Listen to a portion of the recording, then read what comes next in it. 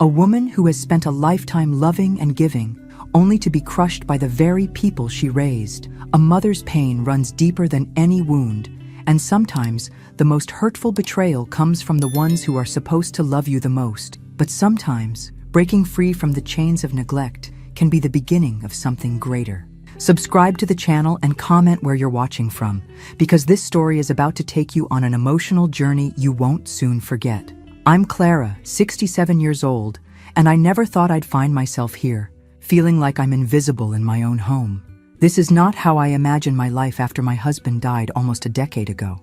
I thought I would grow old with dignity, maybe have some peace, or at least the respect of the people I love. But life has a way of surprising you, and none of it has been kind to me. My son Ethan is the root of it all. He's 30 now, but he's still the same spoiled, entitled boy I raised, just grown into a man who seems to think the world owes him everything. He doesn't care about me. He doesn't care about anyone but himself. I think the hardest part isn't even how he treats me. It's how much I let it happen, how much I tolerated over the years.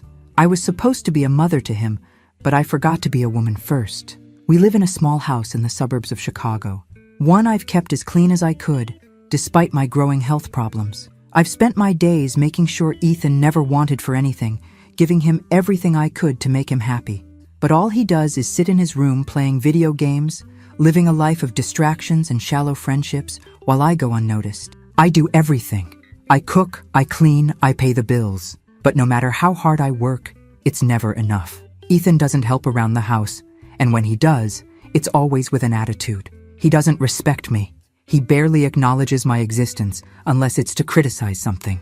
I don't know when it started.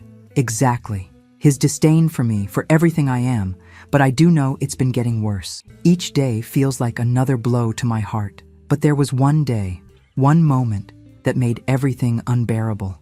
I'd been sick for a week, a fever that wouldn't go away, body aches that made getting out of bed a struggle. And instead of sympathy, instead of concern, Ethan barged into my room, sneering as he looked at me in my bed. He crossed his arms, his eyes cold as ever. "Stop faking being sick," he snapped. "You need to start cleaning up this house like a real woman. You're getting lazy." His words hit me like a slap. But worse than that, it felt like a final insult to my very being. Here I was, a woman who had given everything for this child, a woman who had sacrificed everything for this family, and I was being told that I wasn't enough. Not even sick could I escape the role he had forced upon me. I felt my heart break in that moment. I wasn't just sick. I was broken. I was invisible. I was nothing. And for the first time, I asked myself, how did I let this happen?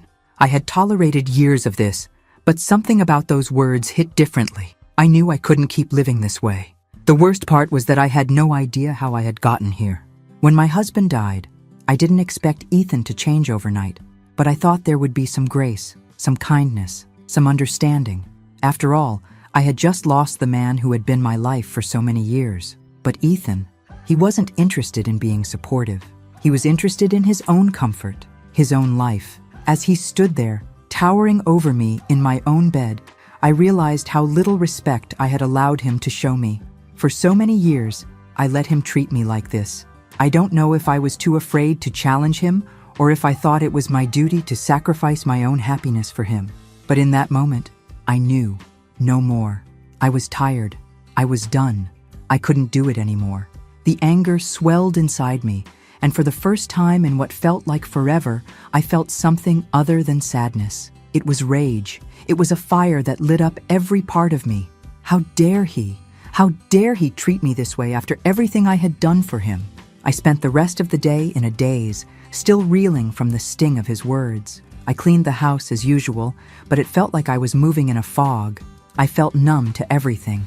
And that night, as I lay in bed, I realized something. I had been living in a lie. Ethan wasn't a little boy anymore. He wasn't the child I once loved and cherished, and I was no longer the woman who would stand by and take it. I didn't know what I was going to do, but I knew I couldn't stay here. I couldn't keep living in this emotional prison. I had given him everything, my love, my care, my life, but it was never enough. And that's when I made the decision. I was leaving. I wasn't sure where I was going or how I would survive without him, but I was leaving. I had to. For me, for the woman I used to be, I had to find her again. And I wouldn't find her by staying here, by allowing Ethan to continue treating me like I didn't matter. The next morning, I left. I didn't say goodbye. I didn't pack much, just enough to get by for a little while. I left him there, in that house we once called home, and I never looked back, not for a second. As I sat in my car, driving away, a strange mix of guilt and relief washed over me. What kind of mother just walks away? What kind of person am I? But the more I drove, the more I realized I was done being a martyr. I was done sacrificing myself for people who didn't appreciate it. I was done. And that's when I realized the truth. This was just the beginning. As I sit here, in this small apartment I rented, I can't help but reflect on everything that led me to this moment. The thought of leaving Ethan, of walking away from everything I had known for so many years, was harder than I ever imagined. But as much as I try to focus on what's ahead, my mind keeps drifting back to the past, the root of it all. Growing up, I never knew what it was like to feel truly loved or valued. My father was a cruel man, one who would belittle me at every turn. He was a man of few words, but when he spoke, it was always to make me feel small, to make me feel like I wasn't good enough. He'd criticize the way I looked, the way I spoke, the way I carried myself. I remember countless times, just a little girl, standing in front of him, desperately hoping for a kind word, but all I ever got was scorn. I don't know why I accepted it, but I did. I just accepted that this was what I deserved. I remember watching my mother, her face always tired, always silent, never speaking up for herself. She seemed to think that this was just the way things were, that she had no right to expect more. I learned from her, I suppose. I learned that silence was the way to survive. I learned that if I kept my head down and didn't cause trouble, I wouldn't be punished, but I wouldn't be loved either. The pattern continued when I married George. I thought I was escaping my father, but in reality, I just found a different version of him. George wasn't a cruel man, not in the traditional sense, but he was indifferent, emotionally distant. He never really saw me. He never really saw me for who I was. Instead, he saw me as someone who would take care of everything, someone who would never ask for more, never demand anything for herself. And I did. I was the perfect wife, the perfect mother. I gave and gave, but there was nothing left for me, nothing for Clara. It wasn't until George died that I realized how much of myself I had given up for others. I had lost my identity in trying to please the people around me. I was so used to being unnoticed, to being taken for granted, that when George passed, I didn't know how to find my way back to who I was. And then came Ethan. When Ethan was born, I thought everything would be different. I thought I could pour all my love into him, that he would be the one to fill the empty spaces in my heart. But instead, I ended up repeating the same mistakes, allowing him to treat me the same way I had been treated. I loved him so much, but I never gave him the tools to understand love in return. I gave him everything, my time, my affection, my care. But in the end, I realized it was never enough. He was never enough for me, and I was never enough for him. The first time Ethan disrespected me, I brushed it off. The first time he ignored my needs, I thought maybe I was just being too sensitive. And when he started to take advantage of me, I blamed myself. I thought, this is just how it is. This is what I deserve. I didn't see the pattern. I didn't see how I was repeating the same mistakes my mother had made, how I was allowing the same cycle of emotional neglect to consume me. And then there was the sickness. It's strange how something as simple as a cold can be the tipping point, the thing that finally opens your eyes to everything you've been blind to. I look back now, and I realize that I've spent my whole life accommodating others, never asking for what I need, never speaking up, never standing up for myself. I never learned how to do that. I never learned how to say, enough. But now I see it clearly. My silence, my passivity, it's been a prison that I built for myself. I allowed others to lock me in, to dictate my worth, and I accepted it. I accepted that my feelings didn't matter, that my needs didn't matter, because I didn't believe I had the right to ask for more. I didn't believe I had the right to demand respect, to demand love. And now, here I am, 45 years of living for everyone else, and no one has ever really seen me. No one ever asked, what does Clara need? The hardest part of all this, of walking away from Ethan, of leaving behind everything I've known, is that I feel guilty. Guilt weighs heavy on my chest every time I think about my son, about the choices I've made. But deep down, I know this is the only way I can start to break the cycle. I can't fix Ethan, I can't fix the past, but I can stop living in the same cycle of neglect and self-sacrifice. I've spent my whole life bending for others. Maybe it's time I learned to stand tall for myself. And yet, even now, as I sit here alone, I find myself wondering, am I making the right choice? But then, in the stillness of the apartment, a voice from my past echoes in my mind. You're not a doormat, Clara. You are more than this. And for the first time in a long time, I let myself believe it. The days after I left Ethan felt strange, as if I were existing in a fog. I didn't feel the relief I expected. I didn't feel free. Instead, there was an emptiness, a hollow space where my life used to be. The first few weeks in my new apartment were the hardest. The silence was deafening, the loneliness suffocating. I thought that running away would somehow make me feel lighter, make me feel whole again. But instead, I was confronted with the reality of my own isolation. I tried to distract myself, keeping busy, cleaning, unpacking my things, making the apartment feel like home. But nothing could fill the void inside me. Ethan's absence should have brought peace, but instead, it made me feel like I was missing something vital, like I had lost a part of myself. And then one afternoon, as I was sitting at the kitchen table, flipping through old photo albums, I got the call. It wasn't a number I recognized, but I answered anyway. It was a voicemail from the bank. Your account has been flagged for unusual activity, the robotic voice droned on. We've noticed multiple high-dollar purchases made over the past few months. Please call us immediately. I stared at the phone for a long time. My heart pounded in my chest. The weight of the world felt like it was pressing down on me in that moment. My mind raced. What was Ethan doing? What had he gotten himself into? I called the bank right away. After a long, uncomfortable hold, a woman's voice came on the line. Ma'am, can you verify your identity? I did. I felt my hands trembling as she went through the details. And then, she dropped the bomb. Your son, Ethan, has been using your credit card for gambling and online purchases. He's made several large transactions, including buying gaming equipment, and there's also been a series of charges to a casino website. You've also made a number of withdrawals that have been flagged. I was stunned, speechless. My stomach churned, and a cold sweat broke out across my forehead. Ethan, my son, he'd been stealing from me. He had been using my money, the money I had worked so hard to save, to fuel his addiction. The realization hit me like a punch to the gut. I thought I knew him. I thought I understood him. But this was beyond anything I had imagined. I was devastated. The shock, the anger, the betrayal, it all crashed over me in waves. As the bank representative continued speaking, telling me what steps I needed to take to freeze the account, I could barely process her words. I could barely breathe. Ethan wasn't just selfish. He wasn't just lazy. He had crossed a line that, once crossed, could never be undone. I felt a deep pain, a wound in my chest that was so raw, so deep, I wasn't sure I could ever heal from it. My son, the child I had sacrificed so much for, had taken advantage of me in the worst way possible.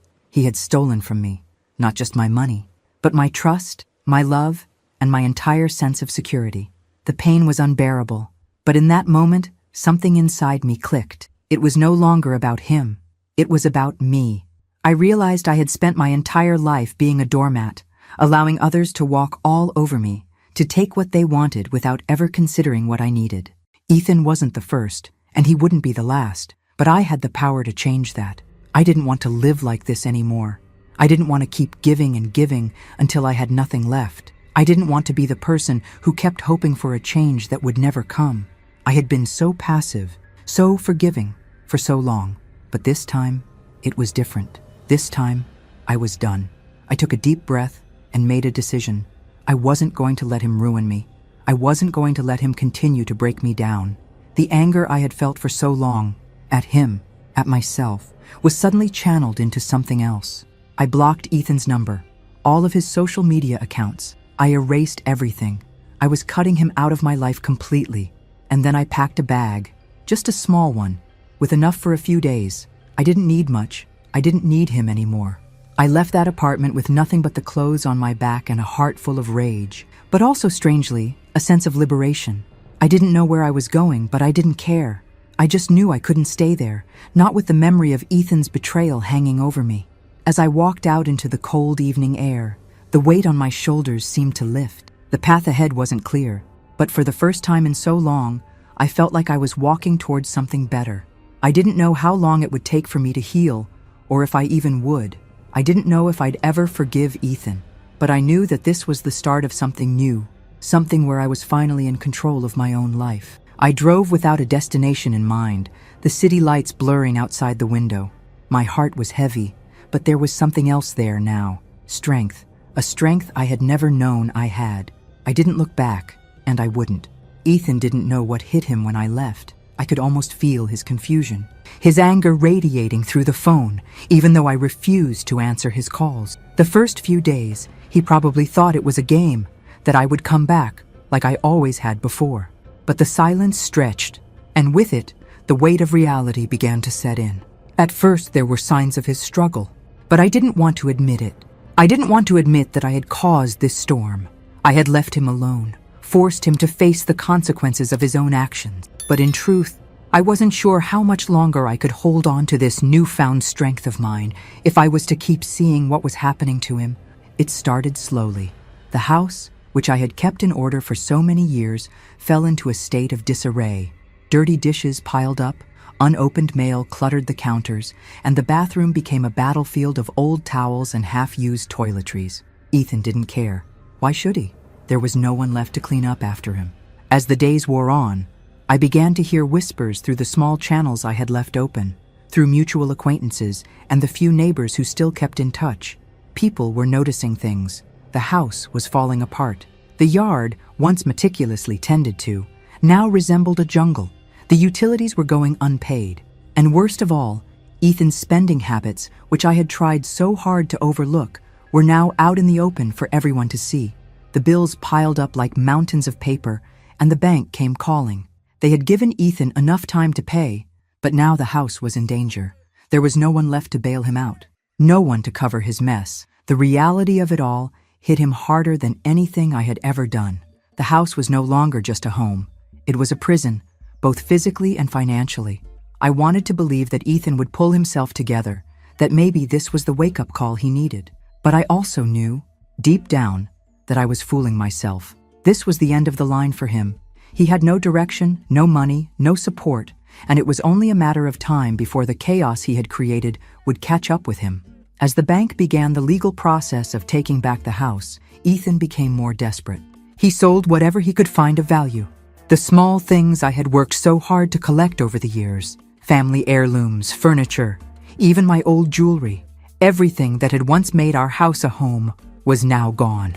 I tried to tell myself that it was just stuff, that none of it mattered in the grand scheme of things. But it hurt. It hurt to know that Ethan had no respect for the sacrifices I had made. His addiction to gambling and online games was spiraling out of control. Every time I spoke to him, even in passing, there was a new excuse, a new justification for why he couldn't pay the bills, why he couldn't be responsible. He'd hide behind the same excuses I had heard so many times before. "I'll turn it around," he'd say, but his eyes always betrayed him. I could see the emptiness in them, the desperation. It was a slow, agonizing process, watching him lose everything. And yet, part of me knew he wasn't done yet. I couldn't help but wonder if I was too late. Was this really his rock bottom? Or was he still sinking? He would lie to everyone, pretend like he was fine, pretend like everything was normal. But I knew better. The friends he once hung out with were gone, no longer calling or stopping by. The walls of that once bustling house closed in on him, leaving only the noise of his own mistakes. And then, one day, he called me. The phone rang in the middle of a cold afternoon. I had just finished a cup of tea, the steam still rising from my mug, when I saw his name flash on the screen. My heart twisted. I almost didn't answer it, but I did. "Mom," his voice cracked. "I need you to come back. Please, I don't know what to do." For a moment, I just listened to him, his words coming in broken sobs, his voice almost unrecognizable. The boy I raised, the boy I once held in my arms, was gone. In his place was a broken man, one who had destroyed everything, including himself. "I can't help you anymore, Ethan," I said, my voice steady despite the tears I refused to let fall. "I can't keep doing this. You have to fix this on your own." His response was a long silence, then a bitter laugh. "Yeah, well, thanks for nothing, Mom. You just left me here to rot." I heard the anger in his voice, but there was something else too. Fear. A fear I hadn't heard before. He wasn't angry at me anymore. He was angry at himself. The call ended abruptly. I didn't know if he would try again, but I knew I had made the right decision. I wasn't going to enable him anymore. I wasn't going to fall back into the same old cycle of rescuing him. Ethan was sinking fast, deeper into his own abyss. I could feel it. He was spiraling, and there was nothing left to hold on to. The pain I had felt in the beginning, the deep ache of leaving him behind, was still there, but now it was joined by something else. The certainty that, for him to ever change, he needed to hit rock bottom first. He needed to face the consequences of his actions. He needed to see just how far down he had gone before he could find a way out. I wasn't going to save him anymore, and it hurt more than I ever imagined. But maybe, just maybe, this was the only way to help him. Months had passed since I left Ethan. Each day without him was a new challenge, but also a new step toward reclaiming my life. The apartment, once filled with the sharp edges of emptiness, had started to feel like a place I could truly call my own. I learned to appreciate the silence, to enjoy moments of solitude that once terrified me. My life was no longer a constant stream of obligations to others, and I began to heal in ways I never thought possible. But even in my new world, the shadow of Ethan loomed large. I had made the decision to step away from him, not out of hatred, but because I knew that was the only way he could ever find the strength to stand on his own 2 feet. Or so I told myself. Then, one afternoon, the letter came. It was an envelope from the bank, stiff and cold, its contents suffocating in their finality. The words leapt off the page, as if mocking me. Notice of foreclosure. I read it 3 times, my hands trembling. My mind refused to comprehend what was in front of me. But the message was clear. The house, the home I had spent so many years nurturing, the place that had once held so much life, was about to be taken away. The reason? Ethan's failure to pay the bills, his inability, or perhaps his refusal, to take responsibility for anything in his life. I didn't know if I was more devastated by the fact that Ethan had let it all slip away, or by the realization that I had allowed him to get this far. The house was at risk of foreclosure, and that letter was just the beginning. If nothing changed, everything we had built together, the life I thought we could salvage, was gone. The truth hit me like a ton of bricks. Ethan had no one to help him now. He had pushed away all the people who cared. He had isolated himself in his own destructive world. And I was the only one left who could do anything about it. But could I even do anything at this point? Was there anything left to save? For the first time in months, I felt the weight of all the decisions I had made. I was angry. Angry at Ethan for being so reckless, angry at myself for letting it go this far, angry at the life that had led me down this path. But amidst that anger, a pang of guilt twisted in my chest. I couldn't deny it any longer. I still loved him, despite everything. He was my son, and the thought of him losing everything he had left made my heart ache in a way I couldn't ignore. The days that followed were filled with a frantic energy I couldn't shake. I contacted the bank, trying to figure out if there was any way to stall the foreclosure, but it was clear that time was running out. Each call I made felt like a desperate grasp at something that was already slipping through my fingers. But then, one evening, as I sat alone in my apartment, I felt a sudden, overwhelming need to go back. I had made my decision. I couldn't let him fall into the abyss alone. I would return. The thought hit me out of nowhere, almost like an impulse. There was no real logic to it, nothing that made sense other than the deep, burning compulsion I felt in my chest. It was as if a part of me had always known that this wasn't over, that I couldn't walk away from Ethan forever. It was time to do what I should have done long ago, show him what it meant to be truly loved, even if it had to be tough love, even if it meant that I would be hurt again. Because this time, I wasn't going back to save him from the consequences of his actions. I was going back to give him one last chance to save himself. I packed a bag, much lighter this time, knowing it wasn't about me anymore. It was about him. I took a deep breath before leaving the apartment. I wasn't sure what to expect, or if anything would change, but I knew one thing. I couldn't sit back and watch my son lose everything. Not when I still had the power to help him find his way out of the mess he had made. The drive back to the house was long and silent, the roads familiar, but the situation so different from the last time I had left. I couldn't stop the thoughts that plagued my mind. Was I making a mistake? Was I just enabling him again? But deep down, I knew I had to do this. I had to face him. I had to be there for him, even if it meant setting aside my own pain. When I pulled up to the house, my heart sank. The yard was overgrown, the mailbox had fallen over, and the windows were dark, as if the house itself had given up. I had spent years making this place a home, pouring love and care into it, and now it seemed as though everything had withered away. I knocked on the door, and the sound echoed into the empty space. There was no answer, so I turned the handle. The door creaked open, and the smell of neglect hit me immediately. The house was in shambles, dirty dishes piled up in the kitchen, papers scattered across the floor, the once loved furniture now covered in dust. I called his name. Ethan? Nothing. I moved through the house quietly, not sure what I expected to find. I checked the living room, then the kitchen, and finally, I opened the door to his room. There he was, sitting in the middle of the room, surrounded by the remnants of his old life, empty soda cans, fast food wrappers, and the clutter of a broken man. His eyes met mine, and for the first time in so long, I saw the boy I used to know, the one who needed his mother, the one who wanted to be loved. His face was gaunt, his skin pale, and there was a hollowness in his eyes that scared me more than anything I had ever seen. "Mom," he whispered, and for a moment I thought he was going to break down in front of me, but he didn't. He just sat there, staring, unsure of what to say, unsure of what to ask for. I felt my heart twist. I wasn't sure what had brought me back here, whether it was guilt or love or a little bit of both. But in that moment, I knew something had to change. "I'm not here to save you, Ethan," I said quietly. "I'm here to help you save yourself." And so, it began again. It felt like a fresh start, yet the weight of everything that had led me here still lingered. The house, once my sanctuary, had become a symbol of neglect and pain. But I was determined to change that, determined to rebuild. This time, not just the house, but my relationship with Ethan. I made the decision to send Ethan to rehab. It wasn't a decision I took lightly. Part of me felt like I was enabling him again, doing everything for him. But another part of me knew that if he was ever going to find his way, he needed a solid foundation to start from.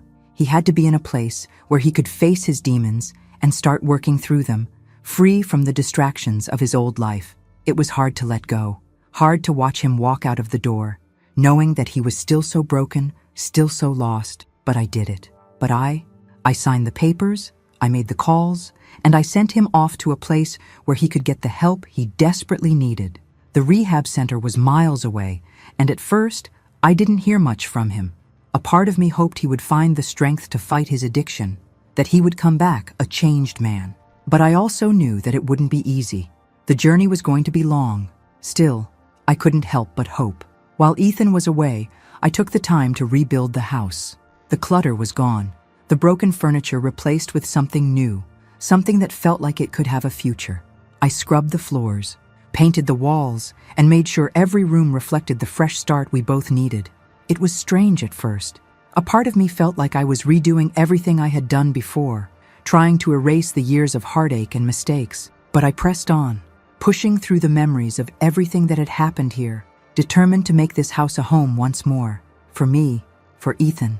When Ethan returned, he seemed different. He looked thinner, quieter, but there was a glimmer of something in his eyes that hadn't been there before. A kind of hope, though fragile, that made me believe he had changed. I welcomed him back into the house with open arms, hoping that the rehab would be the turning point he needed. "I'm proud of you for going through with it," I said to him as we sat down together on the couch. I meant it, though I was careful with my words. I didn't want to set him up for failure by expecting too much too soon. The road to recovery would be slow. I knew that, but I also knew it was possible. "I want to do better, Mom," Ethan said, his voice quiet but sincere. "I want to make things right. I know I've hurt you, and I know I've messed up, but I'm trying." That was all I needed to hear. I had to believe in his words. I had to give him that chance. So I offered him a second chance, one that wasn't easy for me. I told him he could live with me while he got back on his feet. He could stay as long as he needed, but there were rules, clear boundaries. No more lying, no more excuses. He had to show me, through his actions, that he was committed to changing. At first, things went well. Ethan seemed more motivated. He attended his therapy sessions regularly. He worked on rebuilding his relationship with me, and for a while I believed that this time was different. I felt a sense of relief, even a sense of joy, that we were finally moving in the right direction. But then, slowly, the cracks began to show. It started with small things, ignoring my requests, missing therapy appointments, and making excuses when he didn't do the things he said he would. He'd spend hours locked away in his room, the glow of his computer screen casting shadows across his face. He was drifting back into his old habits, the ones he had before rehab, the ones that had caused all the pain. I tried to confront him about it, gently at first. "Ethan, you're not keeping your commitments. We agreed on this, remember?" But he just shrugged. "I'm not a kid anymore, Mom. You don't need to treat me like one." The words stung, but I tried to stay calm.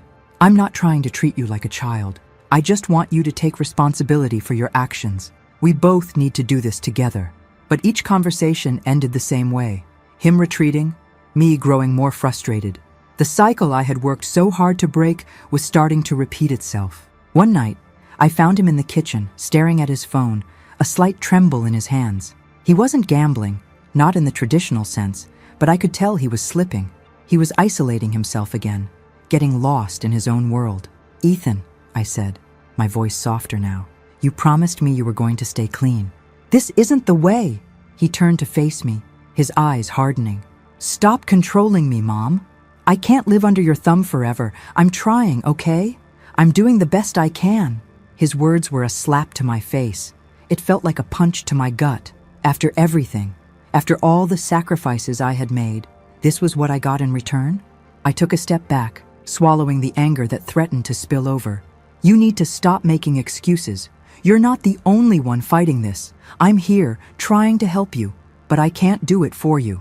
He didn't say anything else. He just turned away from me, retreating into his room again. I stood there, helpless, watching him slip away, knowing that there was nothing more I could do. I had given him everything I had, but Ethan wasn't ready. I had hoped for change. I had hoped that rehab would be the turning point. But the old Ethan, the one who had abandoned me, who had manipulated me, who had turned his back on everyone who loved him, was still there.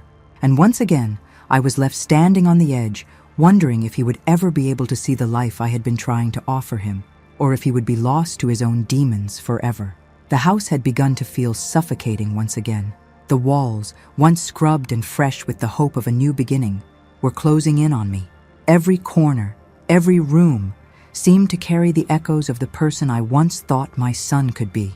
And yet, day by day, I was confronted with the painful truth that the person who stood before me now wasn't the Ethan I had raised, wasn't the Ethan I had hoped would emerge from the wreckage of his past. It was subtle at first, small things I could overlook, missed therapy sessions, unexplained absences, hours spent behind closed doors. But one evening, the truth hit me like a slap across the face, undeniable and harsh. I found a receipt in the trash, buried beneath a pile of takeout boxes. At first, I thought it was a mistake. I didn't want to believe it. But when I looked closer, my heart sank. It was for a purchase, a significant amount of money, at an online gambling site. And right below that receipt was the confirmation of a recent withdrawal from his account. I felt the blood drain from my face. The horror, the shame, the overwhelming feeling of betrayal, it all rushed through me in a tidal wave. Ethan was back in the grip of his addiction. He hadn't just slipped. He had fallen headfirst into the same abyss he had crawled out of before, and I had been too blind to see it. I went to his room, my heart hammering in my chest. When I opened the door, I found him hunched over his computer, the glow of the screen lighting up his face in an eerie, hollow way. He didn't even look up when I entered. His fingers clicked away furiously at the keys, as if he didn't have a care in the world. But I knew better now.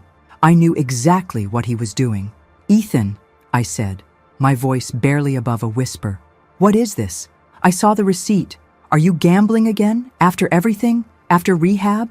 He didn't flinch, didn't even stop what he was doing. His eyes were glued to the screen, his face as cold and distant as it had ever been. "I'm fine, Mom. Just leave me alone.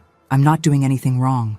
The words came out sharp, dismissive, like a slap. His tone was the same one he'd used so many times before, the one that shut me out, made me feel invisible, the same one that had built the walls between us. "No, Ethan," I said, trying to hold on to my composure. "You're not fine. You're not fine at all. You promised me you'd change, and now I find out that you're right back where you were before. I can't be part of this anymore."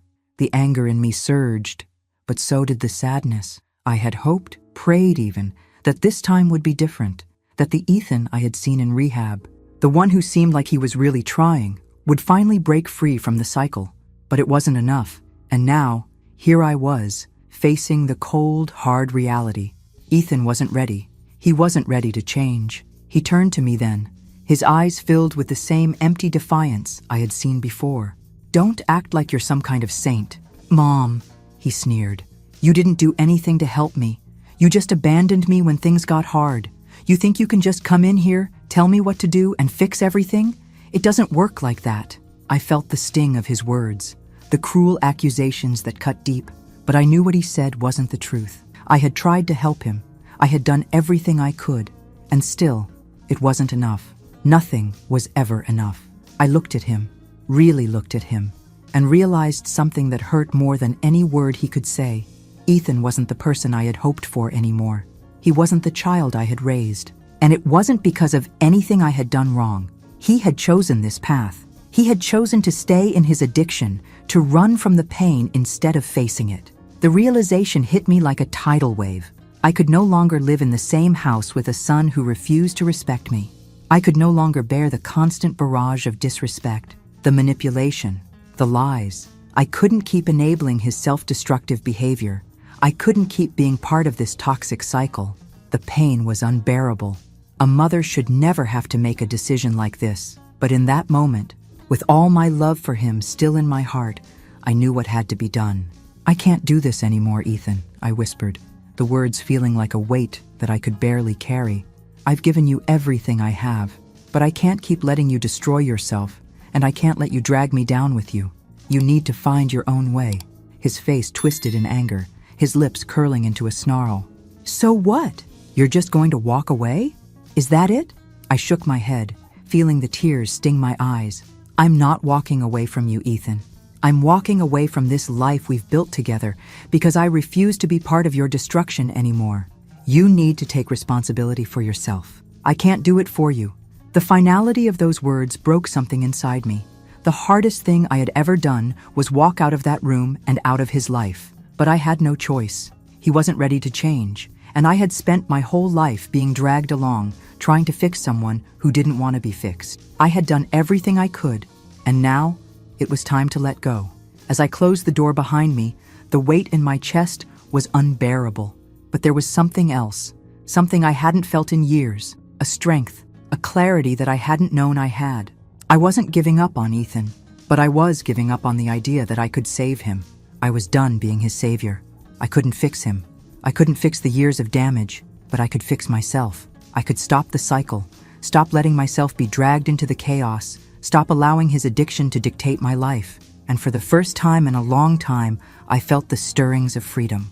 The nights were the hardest. It wasn't the cold that cut through his bones, though that too gnawed at him like an incessant reminder of how far he had fallen. No, it was the silence, the deep, suffocating silence that surrounded him wherever he went. The streets weren't just cold and lonely, they were unforgiving. Every corner he turned, every shadow he passed, reminded him that he was nothing, just another face in the crowd of broken people, another soul lost to the chaos he had created. Ethan had never known what real loneliness was until now. As he wandered the streets, his once proud and unbothered demeanor shattered like glass. There was no more running from himself, no more pretending that everything was fine. The mask was gone, and all that was left was a young man, desperate for a way out, but too far gone to find the door. He had spent the first few nights crashing on benches or in abandoned buildings, the concrete a cold substitute for the comfort of home. The longer he stayed out there, the harder it became to keep his head above water. His addiction clawed at him relentlessly, pulling him deeper into the pit. The drugs, the gambling, the fleeting highs, they were all that kept him from drowning completely. Each fix was a small escape from the overwhelming shame that filled his chest. But it was never enough. His money was running out, just like the few friends he had left. The people who had once been his crew were now as distant as the stars, no longer answering his calls, no longer interested in his hollow promises of change. Ethan's pride, once his shield against the world, was now his cage. He refused to reach out to anyone, especially not his mother. He had burned that bridge too many times, and the fear of admitting he was wrong, of needing her again, felt worse than the isolation. He missed her. God, how he missed her. The ache in his chest was unbearable. Clara had always been there for him, even when he didn't deserve it. She had tried to save him, to guide him, but he had pushed her away, making excuses, lying, and pushing her to the edge until she couldn't take it anymore. Now, it was too late. He knew that. He knew he had broken her, had broken the one person who had truly cared about him. And that realization, more than anything, felt like a dagger to his heart. But he couldn't let himself need her. He couldn't let himself be that weak. Every time he thought about calling her, about asking her for help, his pride screamed at him to stop. "You're not a kid anymore," he'd tell himself, the same words he had used to push her away. "You can handle this yourself." But he couldn't. He couldn't handle anything anymore. The days blurred into one another, a never-ending cycle of desperate attempts to numb the pain. Each morning, he woke up on the cold concrete, his body aching, his mind foggy from the last night's highs. He had nothing left, not even the faintest glimmer of hope that he could ever climb out of the mess he had made. He had tried, once, or maybe he had just told himself he would try. Rehab, promises to Clara, the fleeting moments when he felt like he could make a change, but the darkness inside him was too strong, the addiction too powerful, and now there was no way out. Ethan had hit rock bottom, but it wasn't the kind of rock bottom that made you want to rise up. No, it was the kind that kept you in place, frozen in despair, with no way of seeing past the darkness. The shame was like a weight on his chest, suffocating him, and with every step he took, he felt more and more like he was sinking into the quicksand of his own making. The streets had become his home, his prison. He was no longer the boy who had dreams and ambitions, no longer the son Clara had raised. Now he was just another broken soul wandering the streets, consumed by rage, fear, and addiction. There were moments, brief, fleeting moments, when he thought about reaching out, when he thought about calling his mother, apologizing, begging her to come back and save him. He missed the comfort of her voice, the safety of her presence. But the walls of pride he had built around himself were too high. He couldn't let them crumble, not yet. And so, he stayed silent. He stayed lost. As the days turned into weeks, and the weeks into months, Ethan's world grew smaller. The people who had once shared his vices drifted away, and he was left with nothing but the gnawing emptiness that he couldn't escape. He had no one except himself, and that, he had to admit, was the scariest part. Deep down, he knew something had to change, but in the suffocating silence of the streets, Ethan had no idea how to begin. The desperation, the fear, the guilt, they all melded together, and the crushing weight of them all was enough to keep him paralyzed. He had made too many mistakes, hurt too many people, and now it seemed like there was no way out. But in those rare moments of clarity, when the fog of addiction lifted just enough, he would remember Clara. He would remember the warmth of her embrace, the love in her eyes, and the life they had once shared. And for a brief, impossible moment, he wondered if there was any way back to that life. But pride wouldn't let him ask for help, and fear kept him from believing it was even possible. So, he kept walking in the dark, hoping that one day, somehow, he would find a way to turn his life around. But the road ahead seemed endless, and the distance between him and the person he used to be, between him and the person his mother had always believed he could be, felt like a chasm he could never cross. It had been months since I walked away, but even now, the absence of Ethan haunted me in ways I couldn't quite put into words. The silence in my apartment felt heavier than any sound. I had gotten used to being alone, to having my own space, my own time. But in the quiet moments, when I allowed myself to really think, there was always a shadow, a memory of the son I had loved, the son I had tried to save, and the son who had broken my heart over and over again. I had worked hard to create a life for myself here, far from the chaos of my old home, far from the constant anxiety of Ethan's struggles. I found comfort in the simplicity of my days, reading, tending to my small garden, even taking long walks around the neighborhood. But despite all the things I had gained in my solitude, there was a gnawing emptiness that wouldn't go away. I couldn't stop thinking about him. I thought the pain would fade. I thought that by distancing myself, I could protect myself from the relentless ache of wanting to help him, of feeling responsible for him. But it didn't work that way. No amount of distance, no amount of self-care could quiet the part of me that was still a mother who, no matter how many times she was hurt, could never stop caring. The love I had for Ethan was still there, buried under the weight of all the mistakes, but it was undeniable. I missed him more than I ever expected, ever. I missed his laughter, the way he would talk about his dreams, even though they seemed so far-fetched. I missed being his safe place, the one he could always come to when the world felt too big. And I missed the boy I knew he could be, the boy I had raised with so much hope and love. I tried not to think about how he was doing. I tried to bury the thought of him in the streets, alone, struggling. But no matter how much I tried, the thought wouldn't go away. I could feel the weight of his absence like a constant ache, a reminder that something was broken, and that despite everything, I wasn't ready to let go. I had spent so many years tolerating disrespect, lying to myself, and convincing myself that if I just loved him more, tried harder, things would get better. I had bent so far that I almost lost myself in the process. But now, I understood something I hadn't before. Love was not enough if the other person wasn't willing to meet you halfway. I had learned that the hard way. But I had also learned that love, even from a distance, could still be powerful. It could still drive change if I was willing to let it. I sat on my couch one night, staring at the empty space where he used to sit, the place where I used to wait for him to come home. My heart was heavy with the memories of everything we had been through. He had caused me pain, yes, but there was a deeper truth I couldn't ignore. I still loved him. The fact that he had hurt me so much didn't change that. The fact that I had walked away didn't erase the years of sacrifice, the years of trying to give him everything I had. He was still my son. And no matter how far he had fallen, no matter how many times he had disappointed me, that truth would never change. As I sat there, the weight of my thoughts pressing down on me, something inside me shifted. I knew I couldn't keep living like this.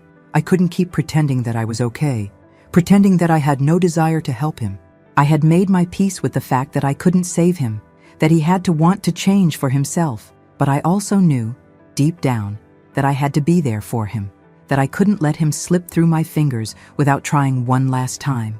I couldn't fix him, but maybe, just maybe, I could help him find his way. So, I made the decision.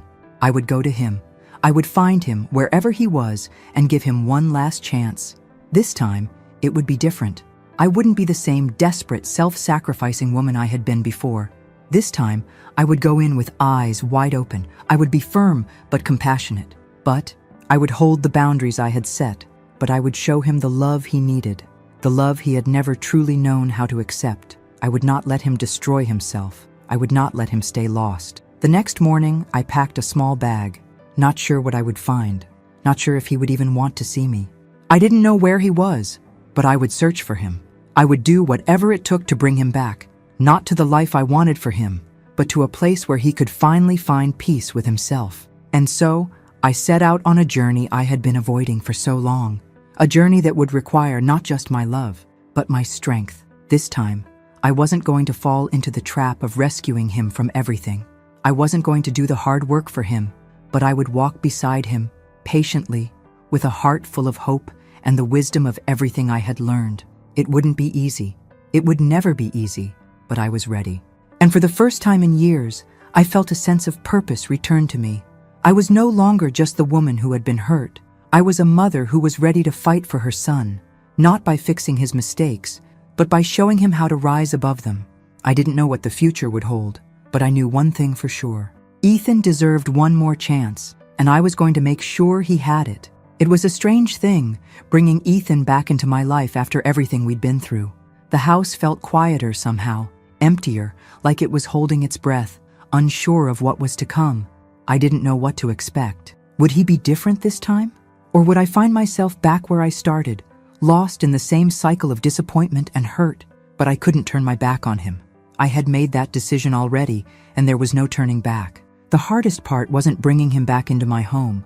It was allowing myself to believe that he could change, that after everything he had done, He could still be the person I had once hoped he would become. The first few days were uncomfortable. Ethan was withdrawn, barely speaking, his eyes dark with shame and fear. I could tell he wasn't sure how to start again, how to fix what he had broken. I wasn't sure either. But I knew I had to be patient. I couldn't rush him. I couldn't fix him overnight.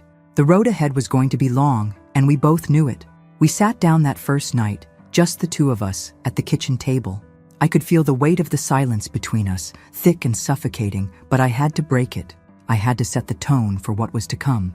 "Ethan," I said, my voice steady but soft, "I'm not going to rescue you. I'm not going to fix your mistakes, and I won't cover for you. But I will walk beside you if you're willing to do the work, if you're willing to fight for yourself." His eyes flickered with something I couldn't quite place. Maybe it was fear, maybe it was shame, or maybe, just maybe, it was the flicker of hope, the hope that he could still change, that he could still be the person I had believed in all those years ago. "I don't know if I can do this, Mom," he whispered, his voice raw. "I don't know if I'm strong enough."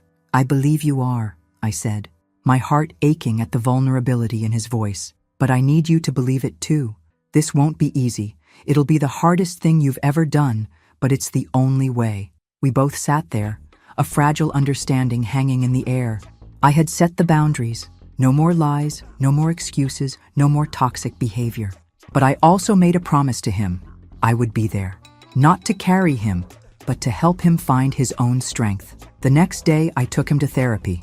At first, he resisted, unwilling to talk, unwilling to face the demons he had buried deep within himself. But I insisted. I wasn't going to let him retreat again. Not into himself, not into the darkness that had almost swallowed him whole. The therapy sessions were tough. Ethan struggled to open up, his walls thick and built from years of hurt and disappointment. He would sit there in silence, the therapist's questions hanging in the air like an unspoken challenge. But each session, he started to crack a little more. He began to share pieces of himself, pieces that I hadn't seen in so long. I could tell it wasn't easy for him, that he was fighting against the urge to shut down, to hide, but he was trying, and that was all I could ask for. Alongside therapy, I encouraged him to attend church with me.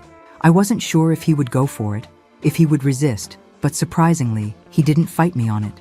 Maybe it was because he didn't know where else to turn, or maybe it was because he was searching for something he couldn't name.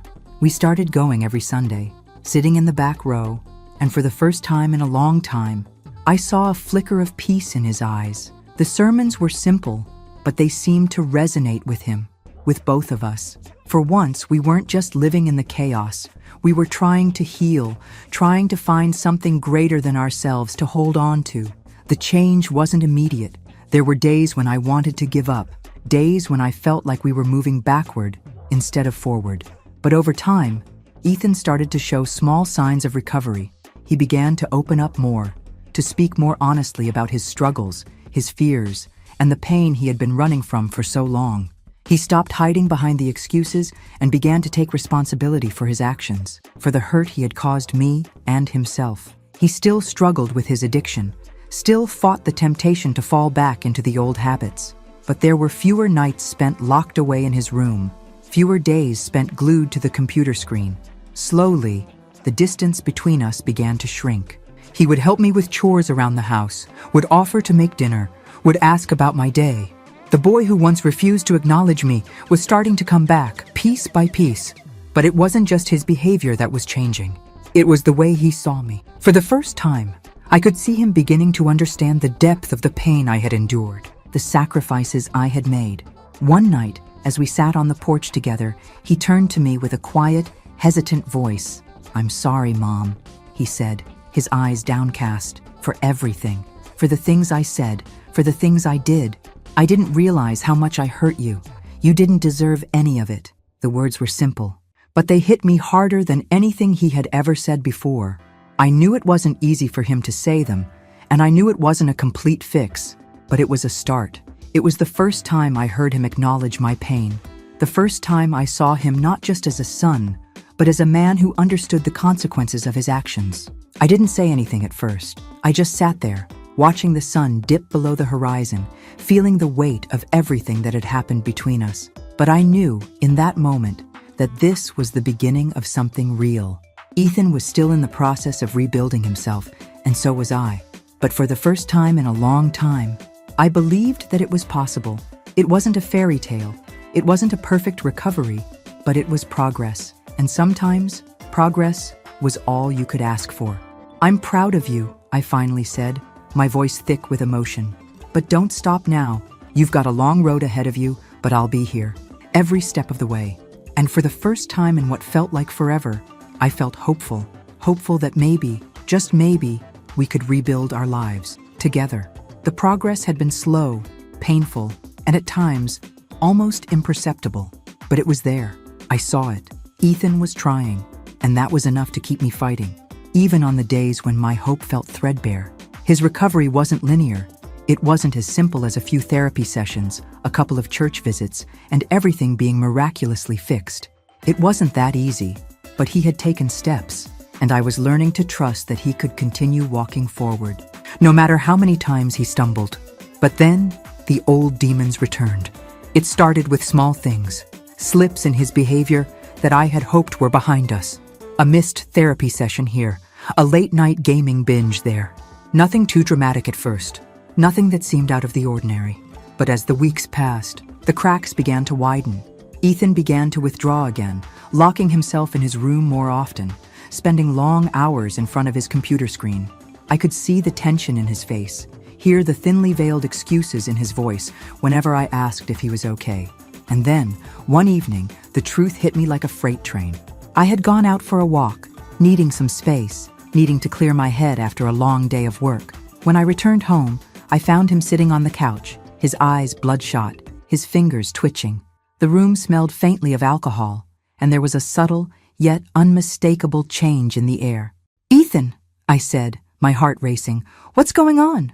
He looked at me, his gaze hollow. He didn't speak at first, just stared at the floor. But the shame was clear. His shoulders were hunched, as if carrying a weight too heavy for him to bear. I messed up, Mom," he said finally, his voice quiet, almost a whisper. I thought I could control it, but I can't. My breath caught in my throat. This was the moment I had feared. The moment where everything felt like it was slipping away again. The moment when I had to face the reality that no matter how much I wanted to believe in his recovery, no matter how much I wanted to trust him, there would be setbacks. There would be times when he failed. "Ethan," I said, my voice trembling, "do you understand what this means? Do you understand how far you've come and how far you've just fallen?" He nodded, but the emptiness in his eyes told me that the shame wasn't enough to snap him out of it. He didn't have the strength yet, and as much as I wanted to scream, as much as I wanted to give up, I knew that this was the final test. This was the moment where everything he had worked for, everything we had worked for, would be put to the test. I sat down next to him, trying to steady my racing heart. The old patterns, the ones that had destroyed everything we once had, threatened to consume me again. I felt the anger bubbling up inside me, the anger that he had betrayed my trust again, the anger that after everything, he was still running from his problems instead of facing them.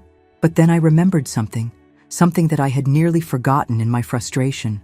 Ethan was still my son, the same boy who used to sit on my lap, laughing and playing, the same boy I had held close in my arms, the same boy I had once been proud of, the boy I had to save.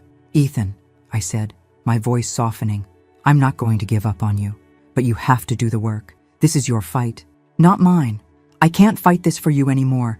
You need to fight for yourself, and I'll be right here beside you. But you need to choose it. You need to choose to face the pain instead of running from it." Tears welled up in his eyes, and I could see the battle raging within him. He wanted to change, but he was still so lost in his pain. He wanted to be better, but he was terrified of the journey it would take to get there. "I don't know how to fix this," he whispered, his voice cracking. "I don't know how to fix me." I took a deep breath, gathering all the strength I had left. This wasn't just about Ethan anymore. It was about me too. It was about not letting my own fear, my own pain, dictate the choices I made. It was about me learning to forgive, not just him, but myself. The forgiveness I was about to offer wasn't easy. It wasn't clean. It wasn't a simple, "everything's okay now" moment. No, the forgiveness I had to give was messy, raw, and painful, but it was necessary for both of us.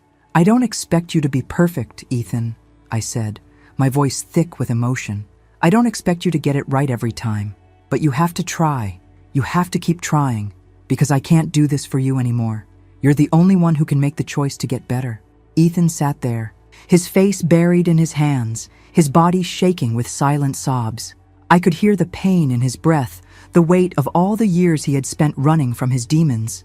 The anger I had felt earlier began to melt away, replaced by something deeper, compassion. I understood his fear. I understood his hesitation. It wasn't just the addiction that was holding him back. It was the shame. It was the fear that he wasn't worthy of redemption. I reached over and placed my hand on his shoulder, giving him the space to cry, to grieve, to let go of all the things he had been holding in for so long. "I forgive you, Ethan," I said quietly. "But I need you to forgive yourself. You don't have to be perfect. You just have to keep trying." For the first time in what felt like forever, Ethan looked up at me, not with shame, but with something more, hope. It was fragile, but it was there. I saw the boy I used to know, the boy who could be so much more than his mistakes. "I'll try, Mom," he whispered. "I'll try." And that was enough. I didn't know what the future held for us, or if he would face more setbacks, but in that moment, I realized that forgiveness wasn't just for him. It was for me, too. I had spent so much time holding on to my own pain, holding on to my own need for things to be perfect, that I had forgotten how to let go. Letting go of the past, letting go of the anger, the fear, the shame, was the only way forward. It was the only way Ethan could truly heal, and it was the only way I could too. Together, we had taken the first step forward. And as painful as it was also the most important one. The journey wasn't over, but we were finally ready to walk it side by side. It's strange, the way life shifts so suddenly, almost imperceptibly, until one day you look around and realize that everything has changed. That's how it felt when I finally saw Ethan standing on his own 2 feet again. Really standing.